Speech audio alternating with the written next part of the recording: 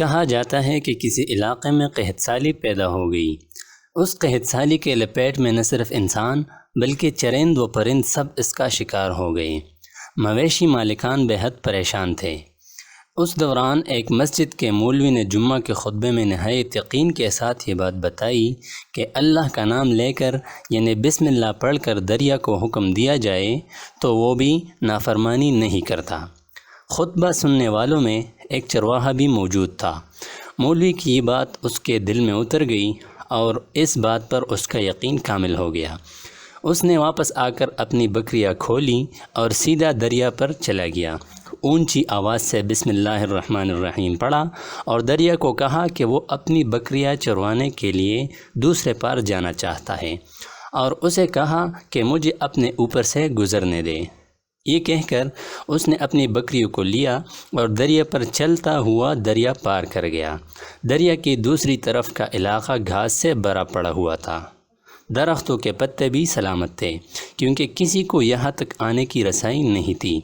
اس نے خوب اچھی طرح اپنی بکریوں کو سیر کروایا اور واپس لوٹ آیا۔ پھر یہ اس کا معمول بن گیا کہ وہ بکریاں پار چھوڑ کر واپس آ جاتا اور شام کو جا کر بکریاں واپس لے آتا۔ اس کی بکریوں کا وزن دگنا چوگنا ہو گیا۔ لوگ چونک گئے اور اس سے پوچھا کہ وہ اپنی بکریوں کو کیا کھلاتا ہے۔ وہ سیدھا سادہ اور صاف دل نوجوان تھا۔ اس نے صاف صاف بات بتا دی کہ جناب میں تو بسم اللہ الرحمن الرحیم پڑھ کر دریا پر چل کر اپنی بکریاں دوسری طرف چروانے کے لیے لے جاتا ہوں۔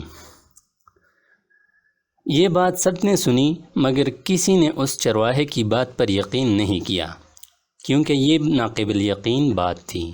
مگر بات ہوتے ہوتے مولوی صاحب کے پاس پہنچ گئی۔ مولوی صاحب نے اس چرواہے کو بلایا اور سارا ماجرا پوچھا۔ اس چرواہے نے مولوی صاحب کو ہی حوالہ بنا لیا کہ مولوی صاحب میں تو آپ کا شکریہ ادا کرنے والا تھا۔ آپ نے جمعہ کے خطبے میں جو نسخہ بتایا تھا کہ بسم اللہ کہہ کر دریا کو بھی حکم دو تو وہ بھی انکار نہیں کرتا، تو میں تو بس آپ کے نسخے پر ہی عمل کر رہا ہوں۔ مولوی صاحب حیرت سے اس کے چہرے کو دیکھتے رہے۔ مولوی صاحب نے کہا کہ بھائی صاحب ایسی باتیں تو ہم ہر جمعہ میں کرتے ہیں، فقط ان کا مقصد لوگوں کا ایمان بنانا ہوتا ہے۔ مگر بکریوں والا ڈٹا رہا کہ میں تو بسم اللہ کہہ کر پانی پر چلتا ہوں اور بکریوں سمیت پانی پار چلا جاتا ہوں۔ آخر کار مولوی صاحب نے صبح خود ہی تجربہ کرنے کی ٹھانی، جسے دیکھنے چرواہے سمیت پورا علاقہ بھی آ گیا۔ مجمع زیادہ تھا۔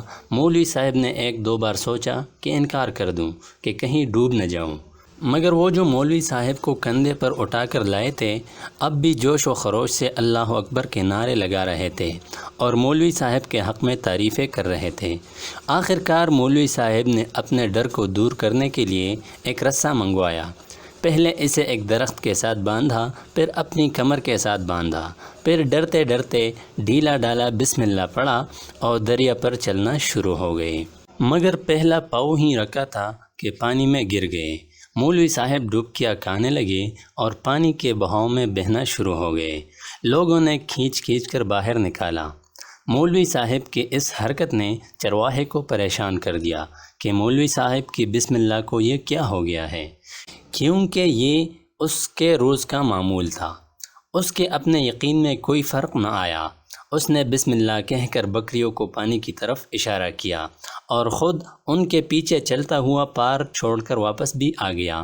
لوگ اسے ولی اللہ سمجھ رہے تھے اور اس کے حق میں نعرے لگا رہے تھے، مگر وہ سب سے بے نیاز سیدھا سادہ انسان تھا۔ وہ مولوی صاحب کے پاس پہنچا اور کہا، مولوی صاحب میں آپ کی بسم اللہ کی تعریف سے کافی پریشان تھا، مگر پانی پر چلتے ہوئے مجھے آپ کی بسم اللہ کی بیماری کا پتہ چل گیا۔ اس چرواہے نے درخت سے بندھی رسی کی طرف اشارہ کیا اور کہا، مولوی صاحب یہ ہے آپ کی بسم اللہ کی بیماری کہ آپ کی بسم اللہ کی برکت کو یہ رسہ کھا گیا۔ آپ کو اللہ اور بسم اللہ سے زیادہ اس رسے پر بھروسہ تھا، لہٰذا اللہ نے بھی آپ کو رسی کے حوالے کر دیا۔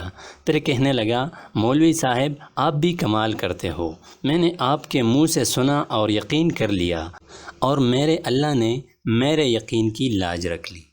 تو دوستو اس کہانی سے ہمیں یہ سبق ملتا ہے کہ ہمیں بھروسہ صرف اور صرف اللہ تعالیٰ کی ذات پر رکھنا چاہیے، کیونکہ اگر ہم اللہ کی ذات پر بھروسہ رکھیں گے تو اللہ تعالیٰ بھی ہمیں کبھی اکیلا نہیں چھوڑیں گے۔ تو دوستو یہ تھی ہماری آج کی خوبصورت سی کہانی۔